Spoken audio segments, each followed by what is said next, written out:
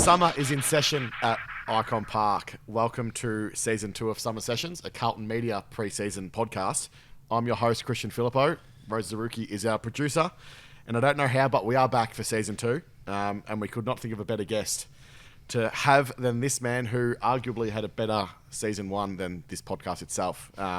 He was the club's best young player, AFL Rising Star nominee, and Carlton's newest number 4, which I'm sure we'll get into, Ollie Hollands. Thanks for joining us. Thanks, Critter. Thanks for having me.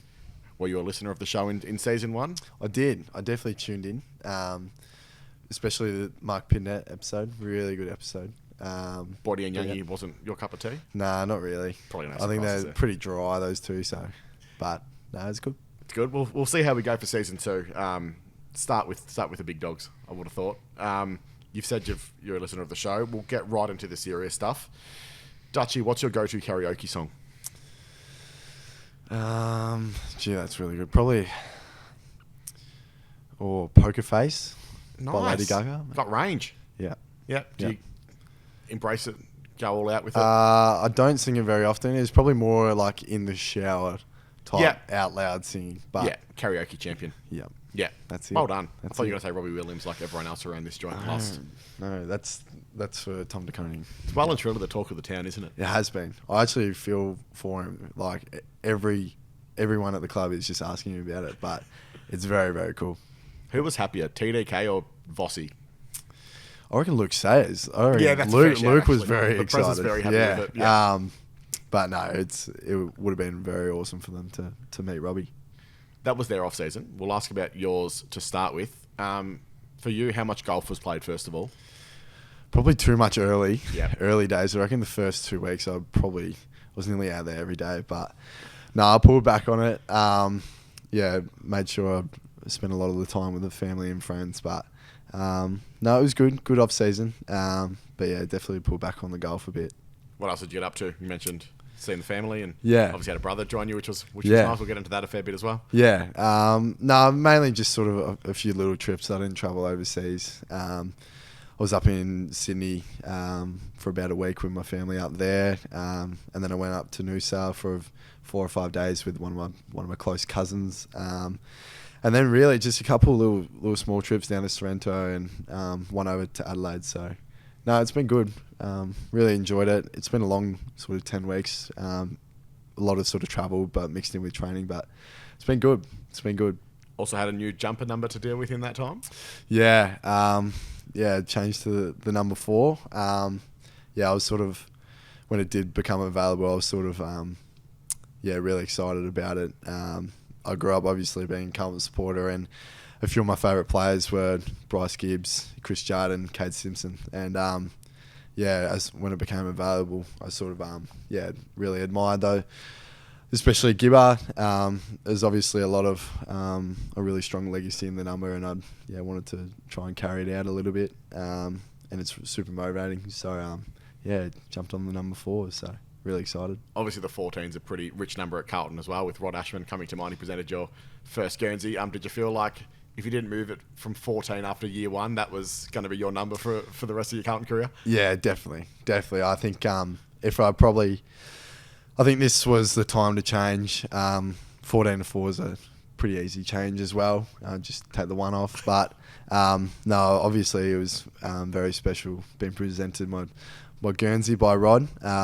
But yeah, excited to be in the 4 now. And we hear there may have been a conversation with another past Carlton legend who well and truly made the number his own. Yeah, absolutely. After I sort of raised the question, I had a call from Sticks about 30 minutes later to say the number's all mine, and it sort of didn't really quite sink in until after the call, when I sort of went over to Dad and I'm like, Dad, I just got a call from Sticks. Like, he's just rang me to say that the number 4 is all mine, and it's like, whoa, like we just thought it was the best thing ever.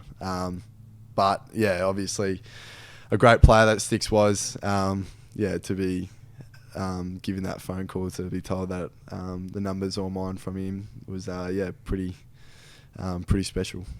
That's how the jumper number changes come about, which I feel like there's always a bit of intrigue around it. Something else that we have a few questions about each year is how the housing situations come about. You were with Harry Lemmy for your first season. Is that Yep. enjoyable, worth persisting with, or you're gonna sack him? No, we had a great year, me and Lemmy. Awesome to live with. I think I mentioned throughout the year that we got pretty competitive when it came to FIFA. But no, Harry's been an absolute ripper to live with. He's very professional in the way he goes about his footy, in the way what he does behind the scenes and when he's not here at the club. But yeah, now that Elijah's sort of got to the club as well, I'm excited to live with Lige. Harry's going to go and live with Lewis Young. That was super close. Harry lived with Lewis for the first couple of weeks before we were once being picked up. And so Lige and I are going to live together. I'm sure there'll be plenty of fights, but we'll see who comes out on top. But no, I'm really excited. Really excited for the family. It would be nice to live with my brother. So Lem lived with Youngie. Yeah. You moved in with a great friend of the show, didn't you? Yes, Jordan Boyd. Yep. I'm sure you'll love this little mention. But no, Jordan was a ripper to live with. Great cook, really good cook. And he was really helped me get settled into my first few weeks. He was definitely someone that I'll be very grateful for. Boydie and his partner Grayson, shout out to Grace if you're listening. Are they essentially your Carlton parents? They are. They're essentially my mum and dad. Yes. And Jordan will love me saying this. He did call you and Lemmy his kids a few weeks ago, so that's where that one comes from. Yeah. Yeah. No, we're frequently around at his house, and he's always cooking us dinner, which is lovely. But with him being, you won't like me saying this, a little bit older than us. He definitely is nearly our father figure. Unfortunately, Dad. But no, Jordan, we're very close with, Live with your brother now? Yep. Excited. Excited? Yeah. Can we still call you Dutchy? There's two of you now. There is two of us. Honestly, I think a few people aren't sure. Like, they're not sure what to call us now. Like, my Dutchy is Lige Dutchy Junior or Dutchy Senior. Like, is it thing 1 or is it thing 2? We're not sure. No, but yeah, I'm not sure. I think that's for everyone else to decide. Like, I think Lige just gets Lige, basically. Well, you're dressed for the occasion. Hasn't gone unnoticed. No, I picked this one up in the off-season. Thought it'd be rude not to. I've jumped in, obviously, to the soccer bandwagon. I thought it'd be a good one for the podcast and be rude not to bring into the club. Well, number 4 for the Netherlands is Virgil van Dijk, quite famously. Yep. That kind of just ties in nicely, doesn't it? It does. I will have to get it on the back. Very good player. I'm not a Liverpool man, though. I was going to say, you're coming for Adam Chera's brand quite quickly. I know. I would be. But, no. So, yeah, number 4, Virgil. I'll have to get it on the back. So, you're not Liverpool. Who are you? I feel like everyone around here is saying Tottenham these days. Well, I've always been Man United. I've sort of always just followed the good players. Yep. So I always loved Man United, Real Madrid, of course. But I think it's hard not to sort of jump on the bandwagon of Tottenham at the moment. I think obviously with Ange being there at the moment and sort of the link with Carlton, I think it's hard not to sort of jump on that bandwagon. I probably find myself showing a little bit more interest in what Tottenham are doing over probably Man United, but I think I'm probably going to have to stick fat with United. Well, I was going to say Kempy's found some mates finally. He was the outcast as the Tottenham supporter for a while, and everyone wants to jump on board. Yeah, you do see a lot of Tottenham jerseys floating around the club now, but Kempy's the heart and soul of the Tottenham fan base, that's for sure. And everyone knows about it, I would have thought. Yeah. Yeah, I think he really wants to try and get a trip over there, that's for sure. Wouldn't surprise me. We touched on Elijah arriving alongside you over the off-season. Obviously been a bit of a tricky start for him. What conversations has he had with you about, I guess, getting to work and getting the respect of his teammates at a new club, new environment? Yeah, I think that's the big thing for Lige.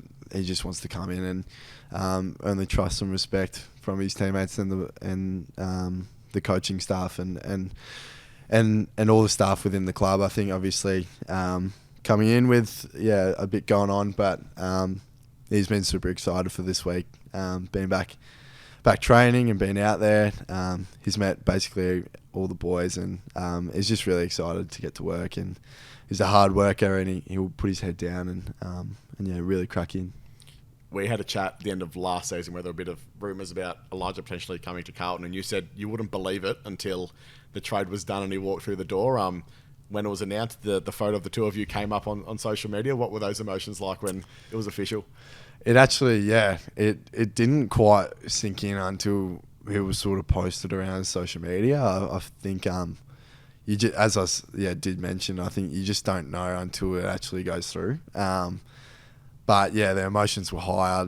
I was on the phone to Dad when I said, "Dad, look at this video that's come out," and there was like a little sort of meme of like two little young kids running together and our heads put on it. And I said, "Dad, look at this," and we were just in hysterics over the phone, and we were just like, we can't believe this is happening.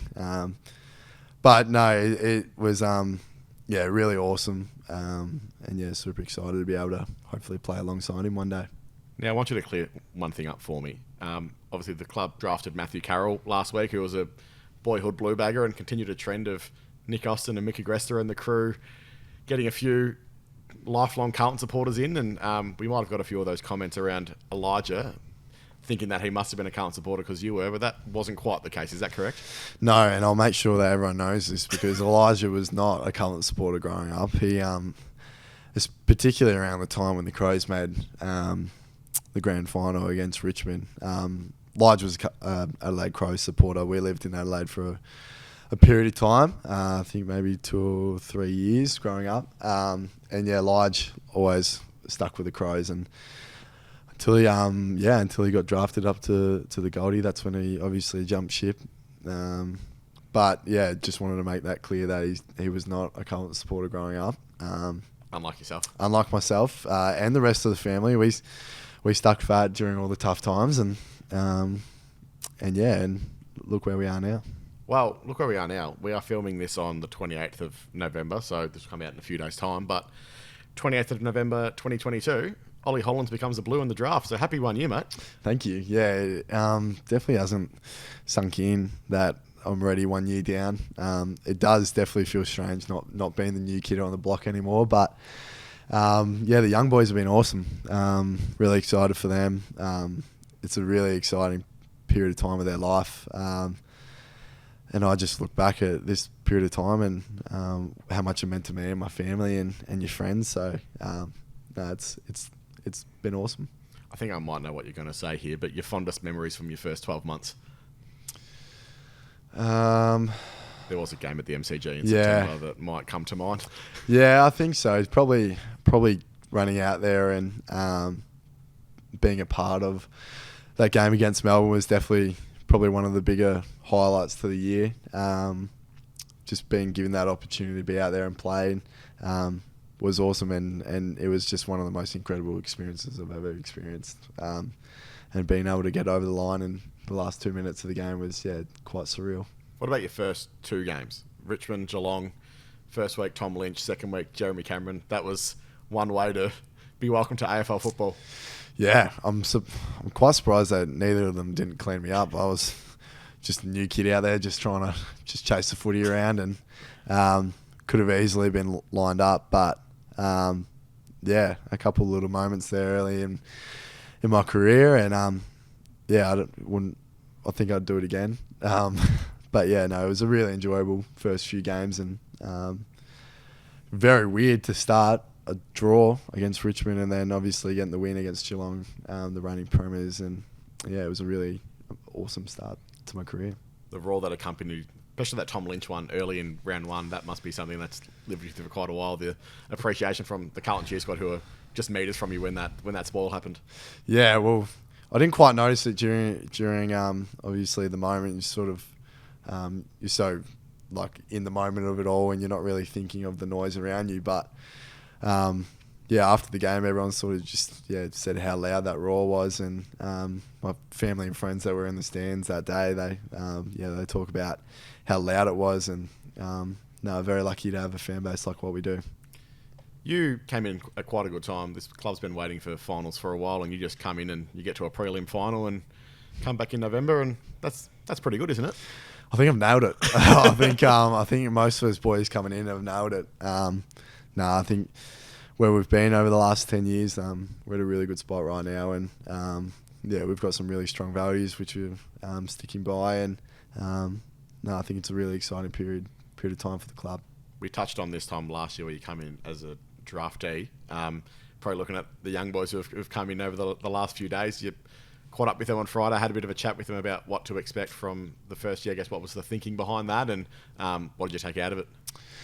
Yeah, it was really nice to meet the boys on Friday. As I said before, a really exciting period of time for them. I think, I think me and all those boys are all really determined and really excited to come in and be a part of what we're building here at the club. I think the recruiting team have done a really good job to not only get some good players but some really good people as well. And I think that all those boys are just excited to just get into pre-season and be out there training with all the boys. We've obviously got our first to 4 year playing group back this week, but we've had a lot of our sort of 5th and 6th and 7th year and so on boys come back and train, which has been really strong to have some really strong numbers out there, which is awesome. So I think they're getting a really good taste of it. Obviously day 2 for them, and probably been a little bit closer with probably Ash and Rob. We pick him up sometimes when Youngie doesn't want to come into the club, so we pick him up and drive him in. But as is Youngie's right as a senior boy. Yeah, as he's definitely enjoying the extra week that he gets. But no, they're really good, and they're just really excited just to get stuck in. What about for you, mate? What are the key differences, do you think, between year 1 and 2? Obviously, when you came in last year, it was a few weeks into pre-season. What are the big differences from 12 months ago? I think for me, probably just I guess I get another full hopefully get through another full pre-season. Having my first one under my belt last season, I think there wasn't obviously much expectation to sort of come in and play early, but I think with this pre-season I get to have a real good crack in, be at full capacity in terms of training, so training loads will go up, but I was sort of more so excited to potentially explore a little bit with a couple of different roles here and there, and try and chase a few guys around like Walshy and a few guys inside a little bit, hopefully get a little bit of exposure there. But I think for me, just keep going to work on some of my strengths, and that's a lot around just like inside to out sort of game, and just use that and build that as the fundamental of my game, and just enjoy being out there on the track, to be honest. I think if I can try and stay fit and get through a full pre-season, that's sort of the goal for me. You've nailed this, because we're going into the pre-season cliche segment of this show, where we do love it, especially after one training session and one whole training session. But my next question was, who's primed for some more midfield time, considering that's what's asked every pre-season? And my follow-up to that is, are you? Obviously, you're a wingman, you're an outside midfielder, but planning on hopefully having a few hits inside, which you did a little bit at VFL level last year? Yeah. Hoping to try and get in there a little bit more, obviously. There's no expectation for me to come in and play a full season inside, but I think down the track, that's hopefully where I sort of see myself playing, and I think that's sort of where a few of the coaching staff sort of see a little bit of a vision as well down the track. So, I think try and learn as much as I can off Walshy. I think he's flying at the moment. Out on the track, he's in all the running sessions, he's keeping up with the two little whippets out there, Binsey and Cott. So I think myself, I'm trying to keep up with those boys. But yeah, hopefully sort of get a little bit of exposure, I think, and just sort of learn the craft of playing inside a little bit more, and sort of gives me a little bit more flexibility to play inside and out and on the wing still. So still learning both roles. So that's sort of my take on it all. Yeah. So when you walked in on this time a year ago, when you mentioned how closely you watched Sam Walsh, you're just going to follow his career trajectory, go from a wing to inside, just exactly what he does, you're going to try and do? I mean, if I can be half the player that Walsh is. There's a classic cliche right there as well. 100%. But yeah, I guess I think most sort of boys who come in sort of the same sort of build, with that sort of inside to out midfield game, I think probably do get that exposure a little bit, probably do get put out to a wing, and then hope to get put inside a little bit. But I think, if that's where the coaches see me playing and trust me to be able to go in there and get that job done, I think, and if that's where they see me playing my best footy, I think that's where I would like to be, and that's where I trust. So, I think I'll probably just copy what Walshy's doing. We'll see. Saying all the right things, mate. The other one was, we asked your draft mates, Jackson Binns and Lockie Cowan, this yesterday. It has been one whole session so far. So who's flying? Who's flying out there on the track? I love the word flying. But training the house down, all that kind of stuff. Actually,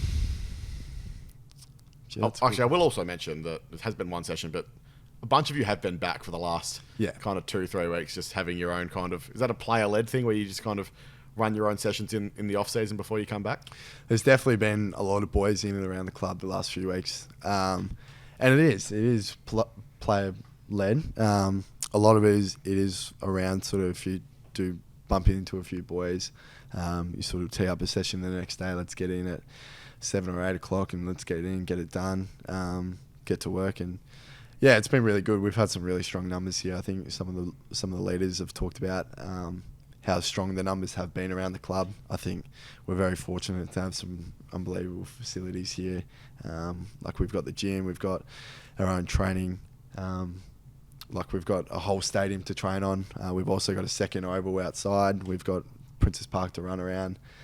And we've even got like all our recovery facilities. So it's pretty easy to come in and tee up a session with the boys. Felt like Elijah then, just when you were pitching to him to come to Carlton. That must have been part of your speech, was it? Yeah, he didn't even realise we had a full recovery. He didn't know we had a steam room or any of that. So I think the fact that I've left that out, I think he's pretty shocked on how good our facilities are. But yeah, back to what you were saying about who's flying. I'd like to say Hudson O'Keefe. I think young Big Skull I mentioned. Yeah, like big it. skull, young ruck. He's been someone that I've been in the club with all the time, and he's seriously getting to work. He's putting in the hard yards. I know it's only early days in the preseason, but I think he could be in for a really good preseason. He didn't get a full preseason last year. Came in as an SSP, so I'm super excited for him and being able to have a full crack at a preseason. And we'd love to see him out there cracking early. Love it, mate. I reckon last year everyone said Matthew Cottrell, so it's nice to hear some new names this time around. Now, one person that we asked basically everybody about last year was a teammate of yours. You've had 12 months alongside him, played alongside him a fair few of those weeks in the back end of the season. David Cunningham, what have you got on him? Because I will try and promise our supporters that we will do everything in our power to get him on this show at some point. We thought we had him last year and then he backtracked at the last minute. But if you've got anything on him, of something that we can use to talk about him when he finally joins this show, I'd love to hear it. Well, I do know that he's just gotten back from a really good trip to Mexico, so I think that could be a good starting point to get him talking. But so he's been on a plane before. That's good to know. Yep. That's good. Easy to start a conversation with. But no, Cunner's, what a great back half of the year he had. Was awesome to play with him. He's a very, very skillful player. Obviously, being a Carlton supporter, I knew of him, of course, and knew what he could do. And obviously, being out of the game for a while with a few injuries, it was nice to see him back out there playing. And how good was he? He was very good. I still don't know anything about him from a personal standpoint, so we'll get there at some point, hopefully. Now, we know about you. You're quite a level-headed young man. I'd say mature head on his shoulders. Try to, at least. You're doing a good job of it. But we do hear, not unlike Sam Walsh once again, that when there's a PS5 controller and the game of FIFA or EAFC that comes into the mix, you can lose your temperament quite a bit. This has been verified by a few sources. Are you willing to confirm that? I'm a very passionate FIFA player, and when it doesn't go my way, I do tend to point the finger a bit. I think that's probably the competitiveness within me coming out, and probably a lack of skill as well. I think I'm very sort of tend to blame it on the game and how bad the game is, rather than probably looking towards myself a bit. But there might have been a few controllers thrown here or there. But I've just got a new PlayStation, so I'm trying to look after it. On your best behaviour? On my best behaviour. How do you back yourself in the kitchen? I back myself in. I feel like I've cooked up some good meals. Harry Lemmy actually cooked chicken and lettuce to start off. Our first ever meal within our new home. So he cooked chicken and lettuce. Explain chicken and lettuce. he's cooked the chicken in the pan and then he served it with lettuce, and that was Fair enough. and that was dinner.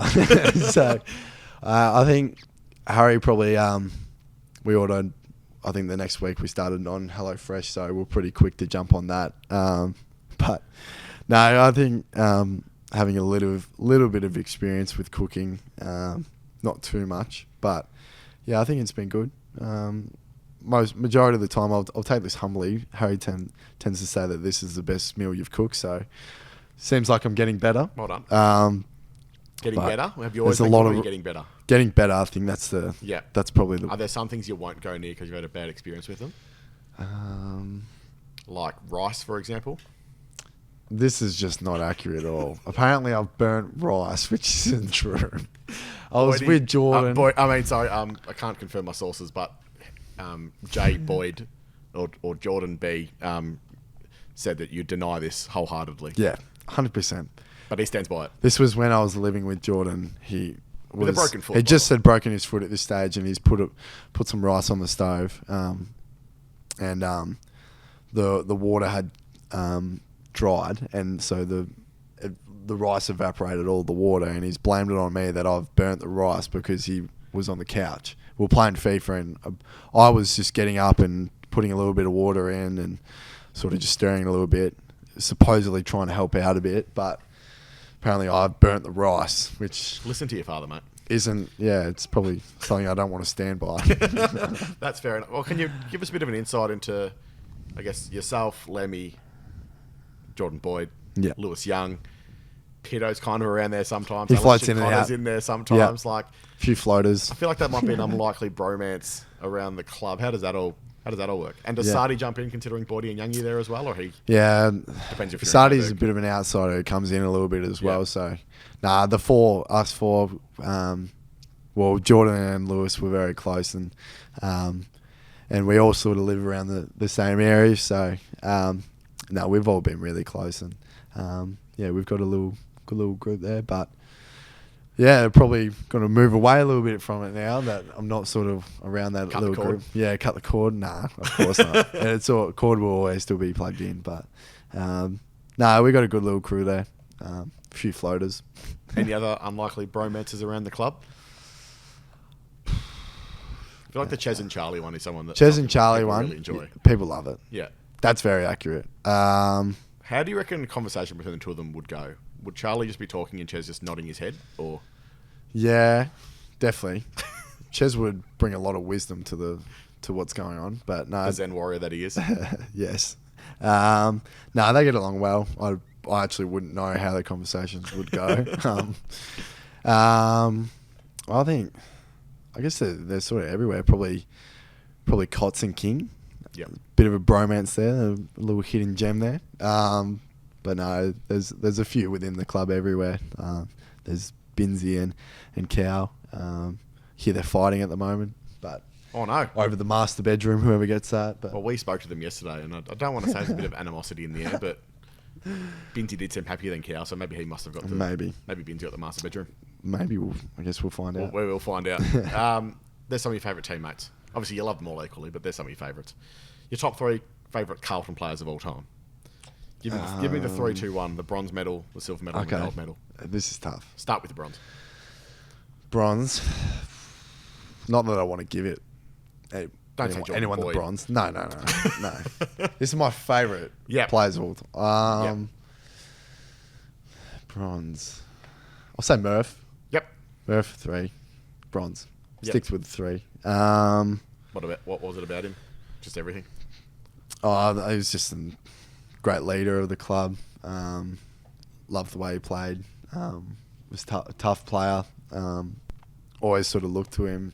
I obviously played a lot of midfield growing up, so being a Carlton fan, you always sort of look for the similarities and where you play as a junior. So always love watching him.